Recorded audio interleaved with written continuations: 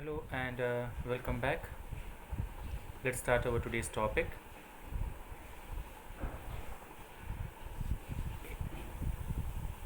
In our last topic, we have seen in detail about the long term objectives, and those long term objectives were growth, modernization, self reliance, equity, and full employment. तो ये सब जो objectives हैं ये इन 1950 से लेकर 1990 तक इन 40 years में अचीव करने थे, ये डिसाइड हुआ था. We have seen this in our last session that 1950 से लेकर 1990 तक 40 इयर्स का जो ड्यूरेशन है उसमें 7 5-year प्लान्स इम्प्लीमेंट हुए थे. Today we are going to see ये ऑब्जेक्टिव्स है वो कहाँ तक अचीव हुए हैं. That we are going to see in our today's lecture. Let us now see how the first 7 5-year plans covering the period 1950 to 1990 attempted to attain these goals with reference to agriculture, industry and trade. इसका मतलब क्या है? हम agriculture sector में, industrial sector में and trade sector में ये देखेंगे दैट ये जो ऑब्जेक्टिव्स है वो किस हद तक अचीव हुए हैं. I hope it is clear. Once again, इन तीनों सेक्टर्स में, एग्रीकल्चर में, इंडस्ट्री में एंड ट्रेड में, इन तीनों सेक्टर में ये जो ऑब्जेक्टिव्स है वो किस हद तक अचीव हुए हैं that we are going to see. What's the topic? Evaluation of the objectives. इन ऑब्जेक्टिव्स का हम इवैल्यूएशन करेंगे कितना अचीव हुआ है वो. सबसे पहले एग्रीकल्चर में टू व्हाट एक्सटेंट हमें सक्सेस मिली है that we are going to see in today's lecture.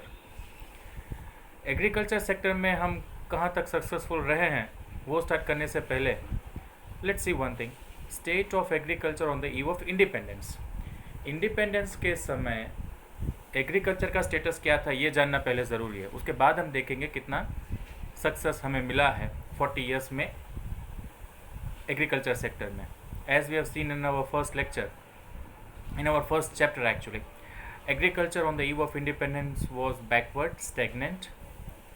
Britishers have never made any sincere efforts to bring up the agriculture, so position of the agriculture was very backward. That is here. At the time of independence, the agriculture sector was saddled with surplus labor. Surplus labor मतलब जितने labours की ज़रूरत है उससे ज़्यादा labour agriculture में रुके हुए थे. You can also consider it as a disguise unemployment. कोई एक फील्ड पे अगर 10 लोगों की ज़रूरत है और उस फील्ड में अगर 15 लोग एंगेज्ड हैं तो हम उसे सरप्लस लेबर कहेंगे. सो इंडिपेंडेंस के समय ये सिचुएशन थी, सरप्लस लेबर था. एक्सट्रीमली लो प्रोडक्टिविटी भी कम थी बिकॉज कोई टेक्निकल चीज़ें नहीं थी हमारे पास, इरिगेशन फैसिलिटी ठीक से अवेलेबल नहीं थी. So because of that the productivity was low. And defective land tenure system, जो रेवेन्यू सिस्टम था that was also very defective, जिसमें बेनिफिट ब्रिटिशर्स एंड ज़मींदार लेके जाते थे. This also we have discuss in our previous chapter. Therefore agriculture sector was accounted for the largest share of workforce needed immediate attention. तो ज़्यादातर लोग agriculture में रुके हुए थे. So this is the sector where immediate attention is to be taken. Okay, so let's see agriculture में किस हद तक हमें बेनिफिट यहाँ सक्सेस मिला है. Okay, now policies, reforms, measures तीनों एक ही चीज़ हैं टू सॉल्व एग्रीकल्चर प्रॉब्लम्स. अब एग्रीकल्चर से रिलेटेड जो भी प्रॉब्लम्स हैं उनको कैसे सॉल्व किया गया. रिफॉर्म्स मतलब चेंजेस क्या हैं, क्या पॉलिसी इम्प्लीमेंट की गई एग्रीकल्चरल प्रॉब्लम्स को दूर करने के लिए. हमने प्रॉब्लम्स क्या क्या थे वो देखे थे. लो प्रोडक्टिविटी था, सरप्लस लेबर था, डिफेक्टिव लैंड टेन्योर सिस्टम था. इन सब प्रॉब्लम्स को कैसे सॉल्व किया गया that we are going to see. Okay, agriculture में प्रॉब्लम्स कैसे सॉल्व हुए. तो एग्रीकल्चर में क्या बेसिकली चेंजेस आए, 3 चेंजेस आए एग्रीकल्चर में. That 3 points are here. Institutional reforms, जिसको लैंड रिफॉर्म भी कहेंगे, technical reform, green revolution and general reforms. ये 3 रिफॉर्म्स को इम्प्लीमेंट किया गया एग्रीकल्चर को सुधारने के लिए. जो बैकवर्ड था, स्टैग्नेंट था ब्रिटिशर्स के समय में, उस एग्रीकल्चर को व्हाट यू कॉल चेंज करने के लिए और उसमें जो प्रॉब्लम्स थे वो सॉल्व करने के लिए इन 3 चीज़ों को इम्प्लीमेंट किया गया: institutional reforms, technical reforms and general reforms. So let's start the next topic with the institutional reform. है क्या institutional reform? Let's see the definition first.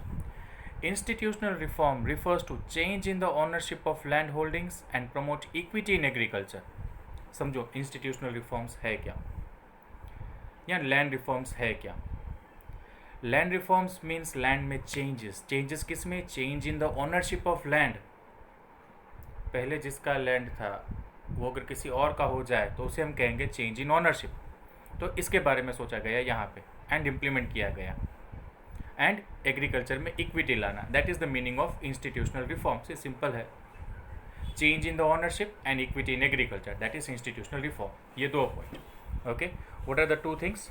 C once again, change in the ownership of land holdings and equity in agriculture. Okay, these are the 2 things institutional reforms में करना था. अब see there are सब points also here, so pay attention everyone. Institutional reform का meaning समझ में आ गया होगा. ऑनरशिप चेंज करना एंड इक्विटी लाना, दैट इज इंस्टीट्यूशनल रिफॉर्म. अब ये करने के लिए 2 चीज़ें गवर्नमेंट ने की थी, that is abolition of intermediaries and land selling. ये 2 टॉपिक हमें आज डिटेल में देखने हैं. अबॉलिशन ऑफ इंटरमीडियरीज मतलब इंटरमीडियरीज जो टिलर्स एंड द गवर्नमेंट के बीच में हैं, वो इंटरमीडियरीज हैं, उनको अबॉलिश करना. And land ceiling, that will see in detail this 2 topics. Let's start with the abolition of intermediaries. At the time of independence, the land tenure system was characterized by intermediaries who collected rent from the tillers without contributing towards the improvement of farm. See, very easy. ये हमने first chapter में देखा, ये वही topic है. Independence के समय या उससे पहले की बात है, टिलर्स वो are actually tilling the land, जो एग्रीकल्चर पे फार्मिंग पे वर्क करते हैं, वो एक्चुअल टिलर्स, उनसे रेंट कलेक्ट किया जाता था. एंड वो रेंट वहाँ से कलेक्ट करके जो ज़मींदार थे वो कुछ पोर्शन अपने पास, फिक्स्ड पोर्शन जो है वो ब्रिटिशर्स को देख के बाकी का पोर्शन वो अपने पास रखते थे. And in against that they were contributing nothing towards the improvement of the farm. So benefit tillers को तो मिलता ही नहीं था. बेनिफिट कौन लेके जाता था? Britishers and the intermediaries. Intermediaries मतलब ज़मींदार यहाँ पे. So at the time of independence zamindars were getting and the Britishers were getting the benefit, and nothing was remaining in the hands of the tillers. Now, India have to import the food from USA and other countries because of low productivity. अब productivity कम है, so the country has to import the goods from some other country, USA and other. Okay, ये situation थी, independence के समय की बात है. So just a year after independence, क्या चेंजेस आए देखो. Steps were taken to abolish the intermediaries. इन इंटरमीडियरीज को अबॉलिश कर देना. इंटरमीडियरीज को अबॉलिश करने का सोचा गया एंड इम्प्लीमेंट भी किया गया. And to make the tillers the actual owners of the land. See बहुत अच्छा डिसीजन लिया था. Okay, just year after independence क्या सोचा गया था, इम्प्लीमेंट किया गया. इंटरमीडियरीज को हटा देना है एंड जो टिलर्स है उसी को ऑनर बना देते हैं वो लैंड का. If a particular person is stealing a land, actually the land does not belongs to him. Then, just a year after independence, the policy which the government had brought, उस वजह से अब वो टिलर है वहीं अब वो लैंड का ओनर हो जाएगा. The idea behind this move was that the ownership of land would give incentive to the tiller. ऐसा करने से बेनिफिट क्या होगा? जो टिलर है उसको बेनिफिट ज़्यादा होने लगेगा. अब जैसे ही टिलर्स को ज़्यादा बेनिफिट होने लगेगा, प्रोडक्टिविटी अपने आप बढ़ेगी, because they will be having more incentive with them. Benefit उनके पास ही रहेगा. Okay, so they can improve the productivity, they can improve the technical things etcetera, and they can get more benefit from the same land. So that was the point. Now problem क्या हुआ? Okay, abolition of intermediaries तो किया गया जिसमें हमने देखा कि benefit किसको मिलता है, अब टिलर्स को ही मिलता है. अब इसमें प्रॉब्लम क्या हुआ? ये ठीक से इम्प्लीमेंट क्यों नहीं किया गया, या क्या इसमें लूप होल्स थे? That we are going to see here. अब See the first point. Because of abolition of intermediaries, some 200 lakh tillers came into direct contact with the government. Thus, they were now freed from the exploitation of the zamindars. See, अब tillers का exploitation होना बंद हो गया because they came into direct contact with the government. Intermediaries रहे नहीं जो पहले बेनिफिट लेके जाते थे. See 200 lakh tillers came into contact with the government. So पहले इन लोगों का एक्सप्लोटेशन होता था. 200 lakh टिलर्स का पहले एक्सप्लोटेशन होता था. अब वो कॉन्टैक्ट में आ गए डायरेक्ट गवर्नमेंट के. So no more exploitation now. But problem क्या हुआ? In some areas zamindars were continued to own large areas of land by making some loopholes in the legislation. See, कुछ जगह क्या हुआ? zamindars they made certain loopholes in the legislation, जिसकी वजह से अब लैंड है वो उन्हीं के नाम रहा. एक्चुअली गवर्नमेंट ने क्या सोचा था? जमींदार्स को अबॉलिश कर देना है and the land actually should belong to the tillers. But the zamindars in some areas made certain loopholes in the law and they remained the owner of that land. That was the problem. See, there were cases where tillers were evicted. बहुत अच्छा point है, समझने जैसा है.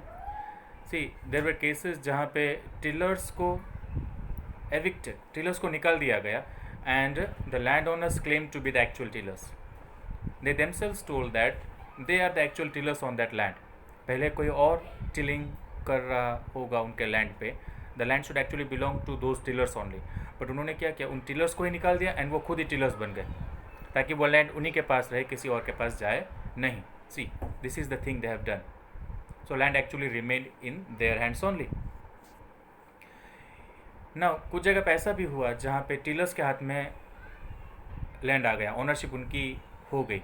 Even when the tillers got the ownership of the land, the poorest of agricultural laborers did not get the benefit. जो poorest laborers थे, land अगर उनके नाम पे हो भी जाता है, ओनरशिप चेंज हो भी जाती है, but because of the poorest situation या poorest agricultural labor, they came to nothing in this case. Okay, so हमने ये देखा यहाँ पे कि abolition of intermediaries जो गवर्नमेंट ने इम्प्लीमेंट किया था, वो पॉइंट तो बहुत अच्छा था, जैसे बेनिफिट टिलर्स को मिले, ऐसा ही ये पॉइंट है. लेकिन प्रॉब्लम ये हो गया कि कुछ जगह पे ज़मींदार खुद ही क्लेम करने लगे, लूप होल्स लॉ में निकाल के. कुछ जगह पे वो खुद ही टिलर्स बन गए एंड कुछ जगह पे टिलर्स को अगर लैंड मिला भी तो उसका कोई बेनिफिट उनको नहीं मिला. That is about abolition of intermediates के problems. Now the second topic, that is land ceiling. Let's understand the meaning. See, this meaning is very simple. Land ceiling का मतलब क्या है? मैं आपको पहले सिंपल टर्म्स में बता दूं लैंड सीलिंग क्या है. लैंड सीलिंग मतलब एक मैक्सिमम साइज़ डिसाइड किया गया लैंड के लिए.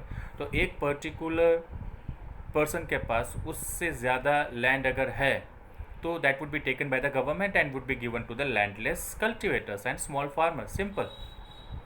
If a person is having more than a particular area of land, that would be taken by the government and will be given to the cultivators who are landless. That is what land ceiling means. So ये क्यों किया गया? So that equity हो जाए, किसी के पास ज़्यादा land ना हो. अगर ज़्यादा है तो वो कौन ले लेगा? गवर्नमेंट. एंड किसको दे देगा? लैंडलेस कल्टिवेटर्स को एंड स्मॉल फार्मर्स को. That is what land ceiling is.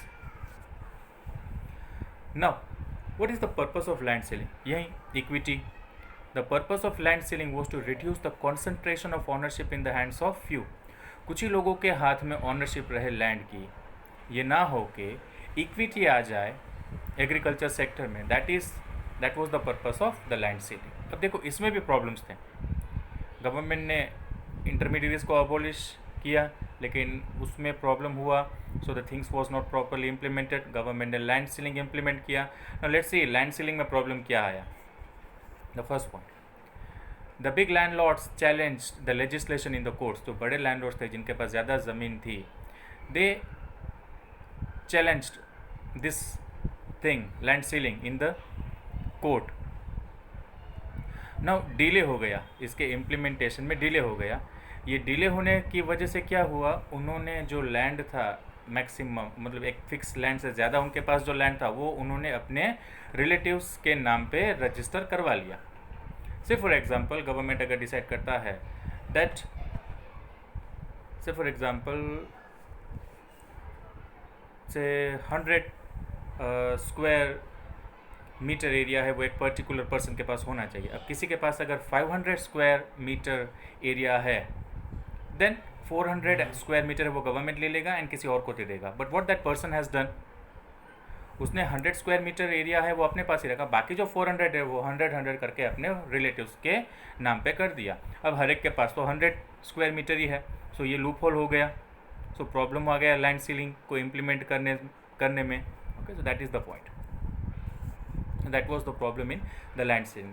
Now let's conclude the land reform. See हमने लैंड रिफॉर्म में ना 2 टॉपिक देखे. अबॉलिशन ऑफ इंटरमीडियरीज जो इम्प्लीमेंट तो किया गया लेकिन रिजल्ट कुछ आया नहीं. सेकेंड, लैंड सीलिंग, वो भी इम्प्लीमेंट किया गया लेकिन उसमें भी लूप होल निकाल के इम्प्लीमेंट उसका ठीक से नहीं हुआ. अब कंक्लूड करते हैं इस बात को. लैंड रिफॉर्म्स सक्सेसफुल रहा कुछ जगह पे एंड कुछ जगह पे नहीं रहा, ये हम देखते हैं यहाँ पे. Land reforms were successful in Kerala and West Bengal. इन 2 स्टेट्स में ये सक्सेसफुल रहा बिकॉज वहाँ की गवर्नमेंट कमिटेड थी इस पॉलिसी के लिए. So in this 2 states the government was committed and the benefit was seen in this 2 states. Unfortunately other states जो हैं वहाँ पे गवर्नमेंट उतना कमिटेड नहीं थी. ओके, जिसकी वजह से उस एरियाज़ में the things were not done properly. So in 2 states Kerala and West Bengal the things were in the favor because the government was very committed. Unfortunately in other states the things didn't work, the government didn't work with the same commitment and inequalities बाकी के states में देखने को मिली. So that is the conclusion of the land reforms. Hope you are very clear with the topic of land reforms, जिसमें हमने आज 2 topic के बारे में बात की. See what was the today's topic. ये जो लॉन्ग टर्म ऑब्जेक्टिव्स हैं वो किस हद तक इम्प्लीमेंट हुए एग्रीकल्चर में वो हमने आज देखा. गवर्नमेंट ने ट्राई तो किया land reforms, okay, but one और द अदर वे हमने ये देखा वो ठीक से इम्प्लीमेंट नहीं किया गया था. Okay, so that we have seen today. Once again, if any doubts regarding this topic, okay, you can ask me, you can call me and ask. Thank you and have a nice day.